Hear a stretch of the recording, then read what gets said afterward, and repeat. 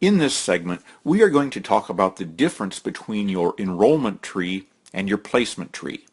We will also explore some of the pros and cons of placing people underneath other distributors within your downline.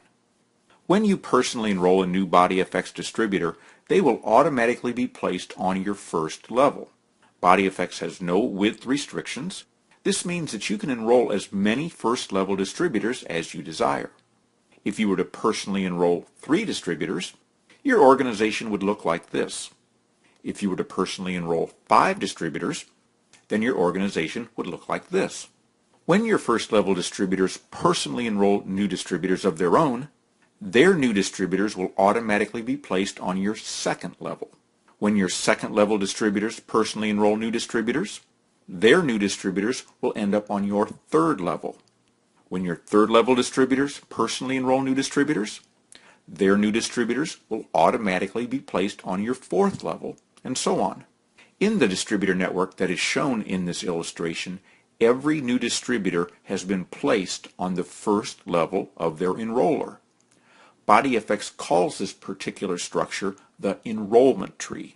Every BodyFX distributor has a position in the enrollment tree. In addition to tracking the enrollment tree, BodyFX will also track your organization by what it calls the placement tree. Here's how it works. When you personally enroll a new distributor, the company's computer automatically places them on your first level. You can leave this new distributor on your first level.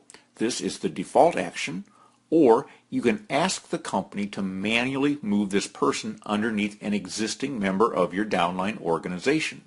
A form is available in your back office which can be used for this purpose. Here's an example of what I'm talking about. If you enrolled Ann first and then you enrolled Sue, you could let the computer place Sue on your first level and then leave her there, or you could ask the company to manually place Sue directly underneath Ann on your second level. For this example, let's say that you had the company place Sue underneath Ann. Next, let's say that you will personally enroll Joe. You could leave Joe on your first level, or you could have the company place Joe underneath Ann on your second level, or you could have Joe placed directly underneath Sue on your third level.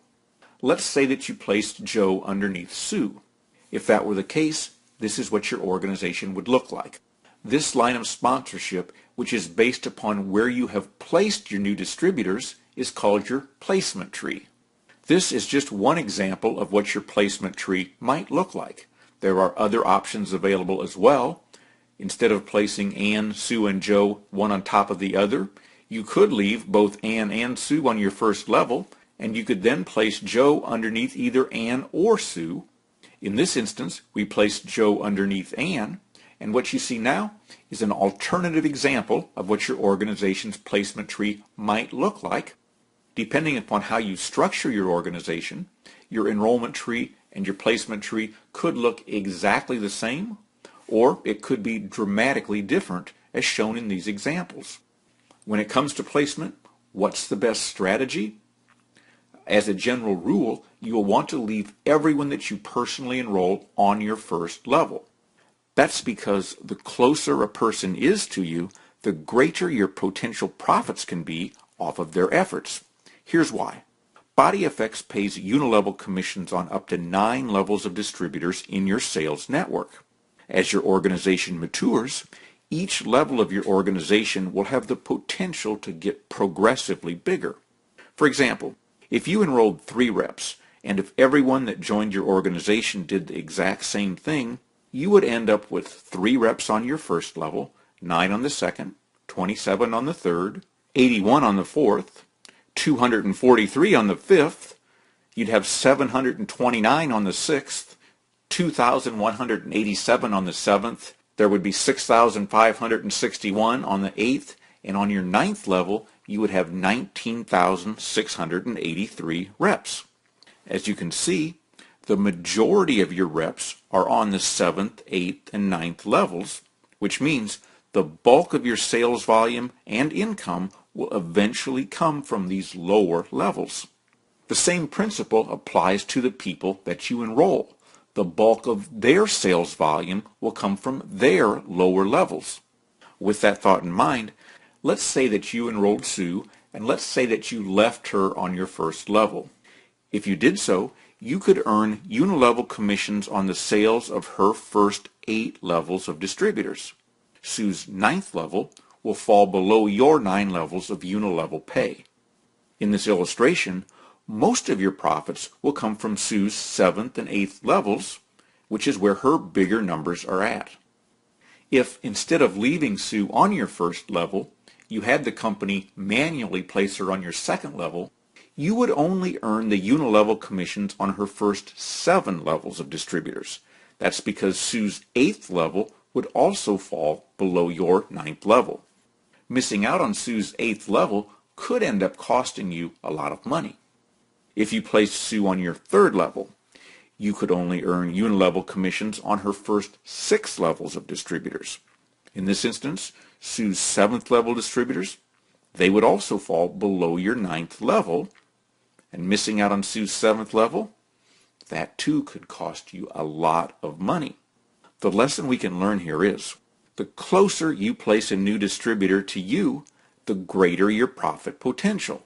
That's because the closer a person is to you, the deeper you can get paid in their organization. So, if everything else was equal, leaving a new distributor on your first level will offer you the most profit potential. Why would anyone ever want to place a personally enrolled distributor any place other than on their first level? Well, some people might do so for strategic reasons. Let's say, for example, that Bob has personally enrolled Ann and Sue. Let's also say that Bob lives in Chicago, Ann in Dallas, and Sue in Orlando. Next, let's say that Ann in Dallas is an experienced network marketing professional, and she is holding weekly opportunity meetings there in the Dallas area.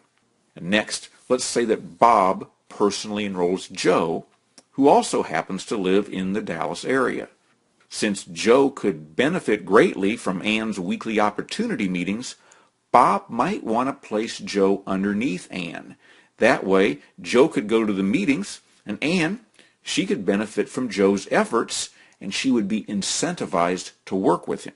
In this instance, placing Joe underneath Ann would be a win-win situation for everyone. Here's another scenario. Let's say that Lisa is a great recruiter, and let's say that she is capable of personally enrolling dozens of distributors. But let's also say that Lisa is not that good at providing ongoing support for all the distributors that she is capable of enrolling. In this scenario, Lisa might place some of her personally enrolled distributors underneath other key leaders in her organization. That way, Lisa's personally enrolled distributors will have someone who is incentivized to work directly with them and give them the individualized attention that they might need. In this instance, sacrificing some of the unilevel commissions could pay off for Lisa in the long run. When weighing the pros and cons of placing a newly enrolled distributor somewhere other than on your first level, there are a couple of additional points to keep in mind.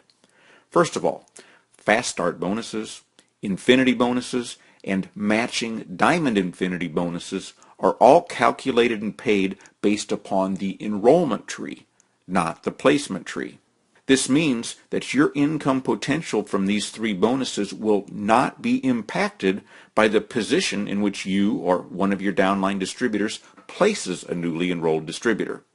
Secondly, although a distributor can earn unilevel bonuses off the volume that is generated by distributors who are placed underneath them, distributors cannot use this volume for purposes of rank advancement. For example, let's say that you enrolled Joe, and let's say that you placed him underneath Ann. If Joe went on to build a sizable organization, Ann can qualify to earn unilevel bonuses on all of Joe's volume. However, since Ann did not personally enroll Joe, she cannot count the sales volume from Joe's organization for purposes of qualifying as a bronze or higher in the pay plan. In order for Ann to qualify as a bronze, a silver, a gold, a platinum, or a diamond, and in order for Ann to become eligible to earn unilevel commissions on levels 4 through 9, she would need to personally enroll at least 3 distributor legs. And only the volume from these personally enrolled legs will count towards her rank advancement. This means that unless Ann goes to work, she can only earn unilevel bonuses on the first 3 levels of her organization. In other words, there's no such thing as a free ride. In the BodyFX pay plan, Ann can benefit from your generosity, but in order for her to maximize her profit potential, she will need to be actively building an organization. In summary, the closer you place a new distributor to you, the greater your profit potential, and if everything else is equal, leaving a new distributor on your first level will offer you the most profit potential.